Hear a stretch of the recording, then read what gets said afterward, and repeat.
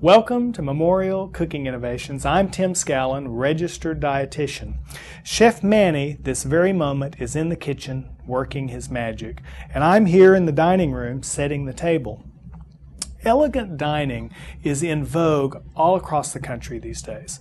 And so Chef Manny and I thought it would be fun to give you a few pointers on serving your own dinner party.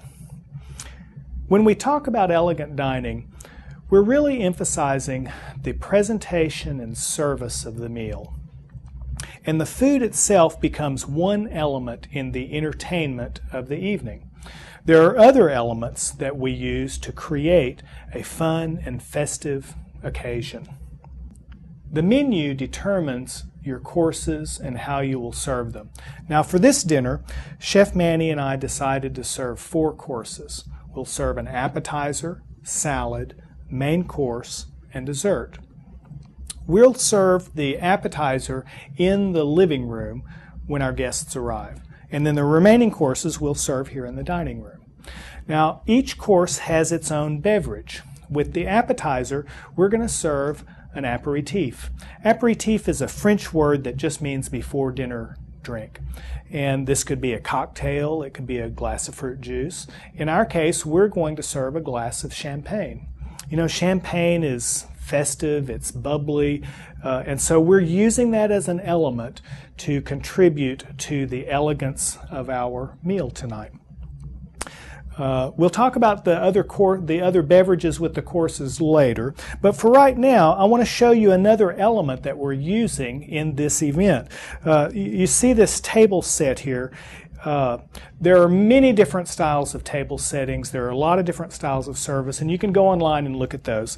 But we just want to show you a basic set tonight. And this set it has a few basic rules, which I'm going to share with you. For example, you see that the napkin is placed here on the left side of the plate, with 2 forks, and then on the right side, knife and spoon. Well, in this set, this is designed to work from the outside in. And I want to show you this napkin because it's just a plain, simple fold. You can do a lot of fancy folds, but we're just doing a basic set here. And this fold is designed so that the diner can pick up one corner and the napkin easily opens. And so when you're folding your napkin this way, you fold it so that don't want the tag to show, but you fold it with the corner open. So in other words, if you folded it this way, there's no corner open that way. Can't do it that way. So you have to make that last fold, and you do this a couple of times, then you got it. Oops, wrong way. No, it's this way and like this. Okay, open corner. On the outside, now a common error that people make is they want to put the fork on top of the napkin. But this is a problem because you have to move everything to get to your napkin, and the napkin is the first thing you're going to use. So a better set is to set your napkin to the left of the fork. You see that you have salad fork on the outside. You're going to use that before you get to dinner. Dinner fork, the next course. Now on this side, this is a little different. You always have your knife on the right side with the cutting edge toward the plate, and this spoon could either be a dessert spoon or it could be a teaspoon if it was longer. We're not going to be serving tea tonight, and if we were following the rule I just gave you, we would put the dessert spoon on the inside of the knife because you're going to use it last after you use your knife. But I'm gonna break my own rule here because visually I just happen to like the look of this, and you can do the same thing for your dinner party. These rules are not hard and fast. Keep the forks on the left, knife on the right, spoon on the right, but you can make it be what you want. The important thing to remember is just set a nice table because you're using this element to create your evening. At the top of the plate you have, now some people would call this either a coffee spoon or a dessert spoon. I'm going to use this as my dessert spoon, and so this is my coffee spoon. And so with our dessert, the beverage, you've already guessed, is going to be coffee. Now just a word about these two different glasses. This is a champagne flute, and it's designed tall and slender so that when you pour the champagne in it, you see the bubbles bubbling up. And so it's an attractive glass. It's a little different. You know, we Americans are not used to this flute. You know, we tend to want to use this flat, shallow one. But this is really a better designed glass for champagne. Small serving. You're not serving a whole lot. And so that's the design of this flute. This wine glass, you notice, is a bigger bowl. And it's designed, you know, if we were connoisseurs, we would hold the glass here because we don't want our fingers to warm the wine. And, you know, it's designed so that you can roll it around on the inside, see the legs of the wine. We're not really connoisseurs. We're just going to enjoy a nice glass of wine. But it's interesting to talk about why these glasses are shaped like this. Now, in this set, you always have your beverage at the top of the knife. So in this case, it's going to be a water glass. Wine glass is here. Now the champagne is going to be the aperitif, which we're going to serve in the living room. And so I'm not going to set it on the table. We'll use this in the living room. So let's go see how Chef Manny's doing in the kitchen. Okay, so how's it coming in here, Chef Manny? Hey, Tim. Got the room ready? It's ready. Oh, hi, everybody. My name is Manuel Marini, Executive Chef. I got everything set up for us, all right? Our entree is going to be a nice mixed green salad. I'm going to do a nice citrus vinaigrette, all right? That sounds and good. Then we're going to do a nice roasted corn polenta with steak Diane. Okay. What do you think about that? I think that's incredible. The good thing about it is we're going to flame it. We're going to entertain them, but I'm going to cook the steaks over there. So we're actually going to... So if you don't mind, pass me those plates real quick. We're going to chill that because there's nothing better than ice-chilled plates for the salad. All right? So I'm going to just stick them in here. You know, this is an easy thing to do. You know, when you're going to serve your salad, just get your plates cold before you start. I'm going to get this one hot for the polenta. And Okay. here, I got some oranges, okay? All right. So I'm going to cut these oranges in half. Okay. And these are the Valencia oranges, right? Yeah. Yeah, and a lot of people don't know the difference. A Valencia is a juice orange compared to a, and they're usually... you find them in Spain a lot, but you also get them here. Yeah. And also the Florida oranges. Now those are more of an eating orange. Great for juice. Great for juice. These are. That's why we chose these because they actually have more juice. Yeah. So and that's what we want, okay? Yeah. So it's pretty simple. We're gonna do this. Okay. We're gonna add a little bit of olive oil. Okay. I was cutting up some apples, Yeah. so we'd be ready for. You got a lot of good fresh ingredients in this salad dressing. Yeah. One thing that I want to mention is that we want to make sure we take the seeds off. Yeah. Okay, so that's where I'm going to work on that right now. Okay. Now that we got the seeds out, All right. I diced up the apples. All right, Okay. we're going to throw in our apples here. Okay. You know, this is one of those dressings, and we've done something like this on the show before. It was a different dressing, but this is one of those dressings where it's really about the dressing, and you know, the salad is just you know, you don't have a lot. It's just mixed greens. It's true. And it's not. There's nothing better than making fresh dressing. So I got a little bit of garlic. I got some cranberries. Cranberries are so good for you. Really nutrient-rich Nice color, food. everything. Yeah. We're gonna add a pinch of salt and pepper. Okay. Okay. And then I got some walnuts. You could also use some almonds, pecans, whatever you have available. We've invited 3 other guests tonight, and so there will be 5 of us for dinner tonight. Once I got all that mixed in, I'm going to add a little bit of that olive oil, okay? Yeah. We don't want too much. Okay. Just a little bit of it. So really, in this case, you have really more orange juice than you have oil. Exactly. Okay. We want that nice citrusy flavor. Okay. All Okay, right. then we're going to add a little bit of green onions. And you know, anytime you're going to make a salad dressing, you always use extra virgin olive oil because of the flavor. More flavor in an extra virgin olive oil. That's good for you. Yeah, that's right. That's right. All right, Tim? That is beautiful. Now, we're going to let this chill it down until we're ready to go. Let those flavors Let blend. them blend together, okay? So I'm going to put it right here. Okay. Next, we're going to work on our polenta. All right. And this is what I enjoy the most. Now, you know, when you said you wanted to do polenta, I'm thinking, you know, that's one of those dishes that's popular in a lot of places, but a lot of people around here aren't familiar with polenta. No, and that's your yellow cornmeal. We fry catfish with it. We use it for other things, cornbread dressing and things like that. But here, we're just going to add a little bit of olive oil. What we're going to do is we're going to sweat our corn. Corn, okay. Okay, I like corn. Yeah, yeah. I want that flavor. So and so this is actually a little different. In more traditional polenta recipes, you just use the cornmeal, but you want some actual real corn in there. Yeah, I want some corn. I want a little flavor to it, and this is what makes fun about cooking. Be creative on what we do. Yeah. So once I get this corn going, I want that nice little roasted flavor.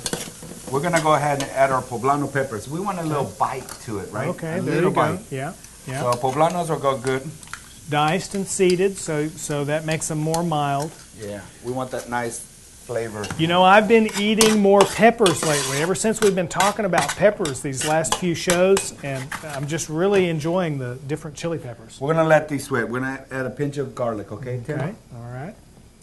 And then we're just gonna let them sweat for a little bit. All right. And we're gonna throw in a little bit of onions. You see what I mean about him working his magic? All right, we want all the flavors there. All right. Okay. Once we get this going, I got a little bit of vegetable broth, low sodium vegetable broth, and you and I talk about it a lot. Yeah. The vegetable broth, the low sodium one, has a lot of flavor. Oh yeah. You know, you get chicken broth, and really, it's not as flavorful as the vegetable. So vegetable broth goes really good with everything. Well, and on a traditional polenta, would they use chicken broth or would they use chicken broth? Okay. You know, and a low sodium, but I mean, we just want the liquid. We have the flavors. We want the corn. We want the poblano flavor to it. Okay. So we're gonna add the broth, okay? And we're gonna bring it up to a boil real quick, or a heavy simmer. Yeah. We want it to get hot before we add the cornmeal, because once we add the cornmeal, we're gonna keep stirring it. Okay. And the cornmeal, if you add too much, it'll thicken up. We got a little bit of broth. We're gonna add more broth. Okay. Our cornmeal is gonna be peanut butter consistency, you know, where it's not too dry, and then we'll go from there, okay? Okay. Okay, Tim, I want to get this done so we can have fun in the party, huh? Okay.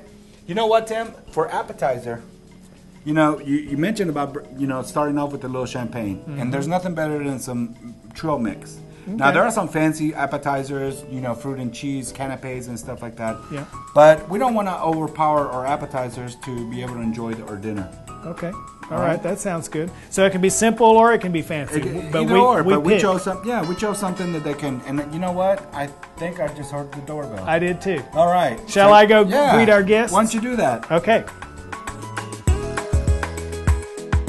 I am so glad you guys joined us tonight. We've got a wonderful dinner party planned.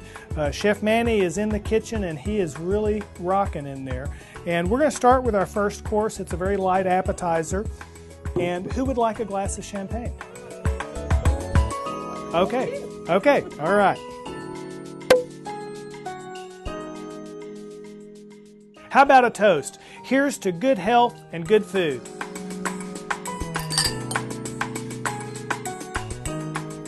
Alrighty, Tim. Now that we got the polenta going, I'm gonna add the cornmeal. Okay. Now, when we add the cornmeal, we're gonna add slow. Okay. Okay. We're gonna add it slow because it's gonna cook. So it's almost like. So it takes a little while to cook, but you just keep stirring it and just stir and stir and stir. And remember earlier I told you if it gets too thick, you can always add a little broth, which I saved some. And so I notice as you're pouring that in, you're literally stirring and pouring at the same time because you don't want it to clump on you. Not at all. Just slowly do it. And because you have some corn in there, some solid pieces, it could tend to clump more, so all the more reason to stir, huh? Yeah. Okay. You're learning it, huh? I am. I have learned so much from Memorial Cooking Innovations. And you know, you got your in-laws coming in here, your son-in-law and his family. That's right, and the Italians. Yeah. They're polenta. They know polenta. They know polenta, so I can't wait. If you decide to do something like this, you better do it right. Well, you know There's what? There's nothing worse than a lumpy polenta. You know what? I'm going to have to do this for them because they'll enjoy this. Because we gave it that Italian, but you gave it that Southwest, with Southern flavor to it. Yeah, with the peppers and the whole kernel corn. Yes. So we're going to let it cook now. You see how it kind of bubbles up? Yes. Always be careful. Yeah. All right. So and it's thickening too. It's thickening, and then we're going to finish it off with a little Parmigiano. Okay. Okay, got to give that a little Italian. But we're going to wait just a few more minutes for it to absorb good. Okay. See how it's getting a little creamier and creamier? Kind of thicker. And that's what we want. Tim, always remember, we got to keep stirring it, okay? Okay. Now, how do we know it's ready? Yeah. All right, just like anything else. What we're going to do is pull it away from the heat. Yeah. I got a little tasting spoon. Okay. I want you to taste it. Okay. Now, be careful, it's super hot. And you want that smooth flavor, not that sandy, granular. Not gritty. Gritty, yes. So, how's that? That's perfect. Right? Okay. So, now we're going to add our little Parmesano, okay? Okay. And we're just going to fold it. Okay. Now, if polenta gets cold, it will get hard. Okay, so we want to keep it warm because Okay. we're going to serve it. okay. So, just like that. It's so good. It smells good, too. And you didn't really put a lot in there. Not a lot, and you made plenty of. So this Yeah. is something good. This, in the wintertime, it's perfect. Mm-hmm. So, this is something different. You said you wanted to do something, but yet we try to come up with a original, traditional, and Yes. give it our little bite to it, but make it healthy at the same Yeah, time. And yeah. this is it right here. It's very healthy. So this is nice, colorful, yellowish, green, Yeah. little Parmesan. Pull it to the side. I got another tasting spoon. Now you're going to taste it with Okay, with the Parmesan. the Parmesano. Okay.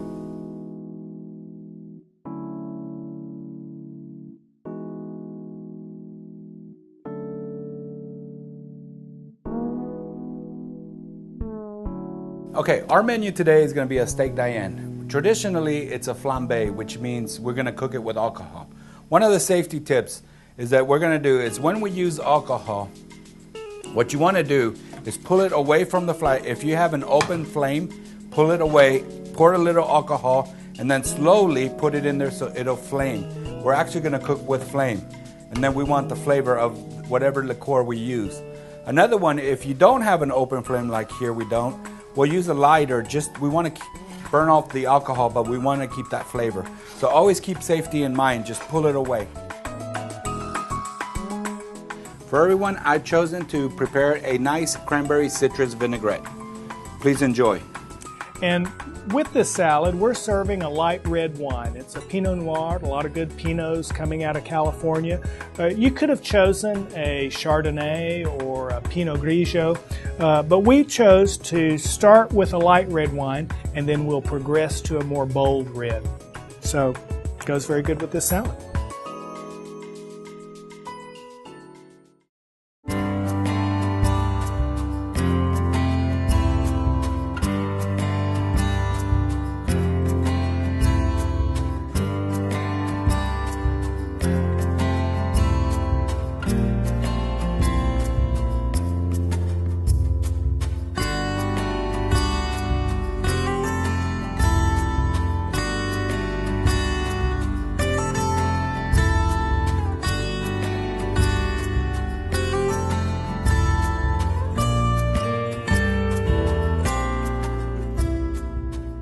The visual display of the flambe and the aromas that are filling the house are tantalizing the senses of our guests, and they are now eager for the main course. Potatoes go well with beef, but polenta brings something different and a little exotic to the meal, and yet the ingredients of this recipe will be familiar to your guests. Note how every plate is prepared with attention to eye appeal. Color is enhanced by garnish. A good wine choice to accompany the bold flavor of these steaks is a Malbec. A Bordeaux would also pair very well with this plate. In this example of elegant dining, we're using food as part of the entertainment. So this isn't really about nutrition. We're really entertaining our guests. Plan your menu carefully. This is all about planning. Consider how many courses you want and how you'll serve them. And you might even recruit one of the guests to help you remove dishes from the table to prepare for the next course. Wow, Chef Manny, what a meal. Well, I'm glad you enjoyed it. Everybody enjoy it? Yeah. Oh, yeah. You know, when we get together and we have a good time and we bring in a number of different elements to create the right atmosphere, a dinner party can really work. The food is a piece of it, you know, but the table set, the wine, the courses, good company, it all comes together, and this is a really fun thing to do. So, Chef Manny, we want to thank you, and thanks to Sodexo Food Service for bringing Chef Manuel Marini. And thanks to the City of Lufkin for producing and distributing Memorial Cooking Innovations. And we want to say thanks to our sponsor, Brookshire Brothers. And also thanks to the people of the Polk Education Center. They're working hard to help people control their diabetes. And of course, we want to say thanks to you, our viewers. We appreciate all those good comments. With you all together, we are changing the world one bite at a time.